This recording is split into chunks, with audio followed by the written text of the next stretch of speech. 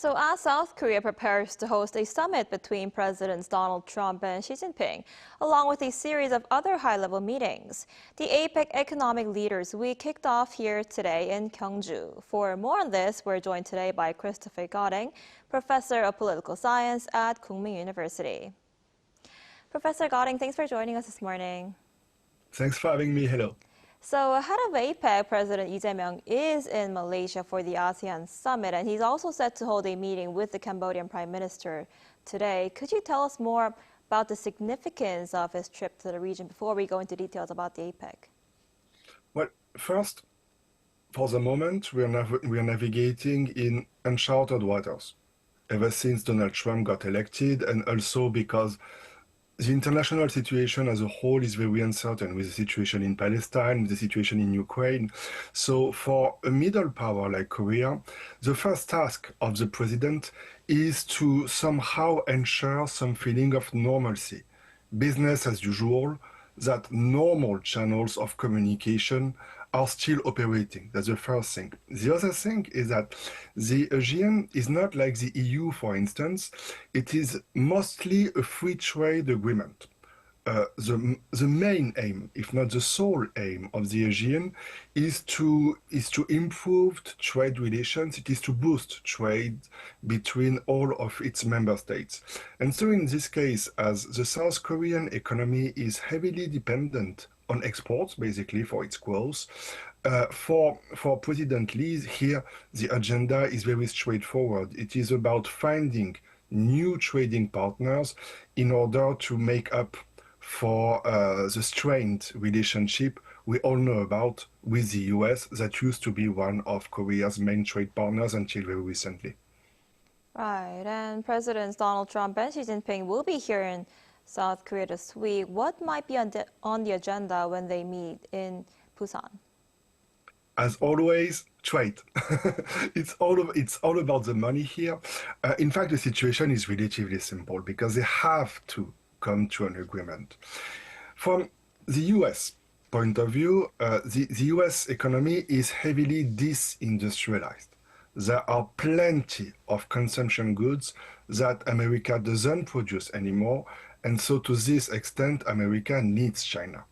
America also needs China for, as it was mentioned in your report earlier, for its rare earth elements, in particular for the tech industry. So Google, Apple, and all of the others, they need to import these rare earth elements from China. Now, considering the Chinese point of view, you know that the Chinese economy has been slowing down for a few years, basically since the COVID-19 era, and domestic consumption is stalling. Therefore, Chinese need to export for their economy not to collapse. As you know, for instance, youth unemployment in China is already skyrocketing.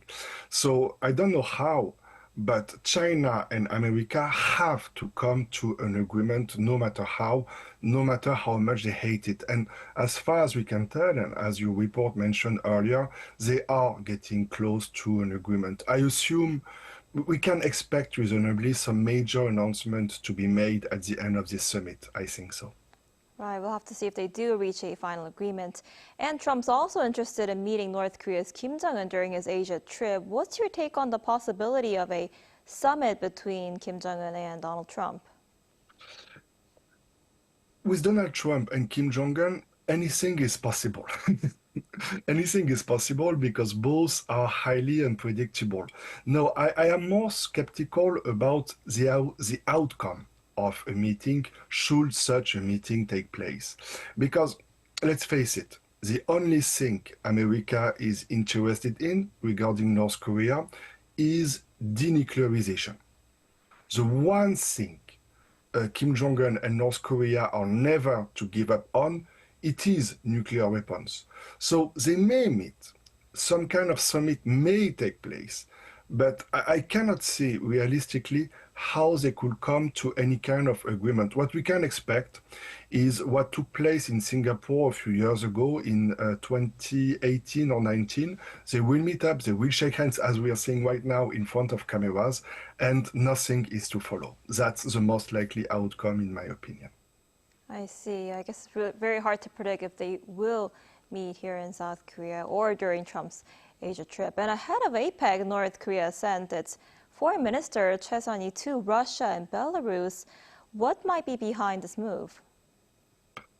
Oh, it's very straightforward, I'm afraid. What we are seeing is North Korea getting further and further away from China and closer to Russia, meaning that the North Korean leader, Kim Jong-un, is prioritizing military alliances with Russia, in particular with these troops that North Korea has dispatched in Ukraine, as you know, over trade relations, in particular with China and the rest of the world.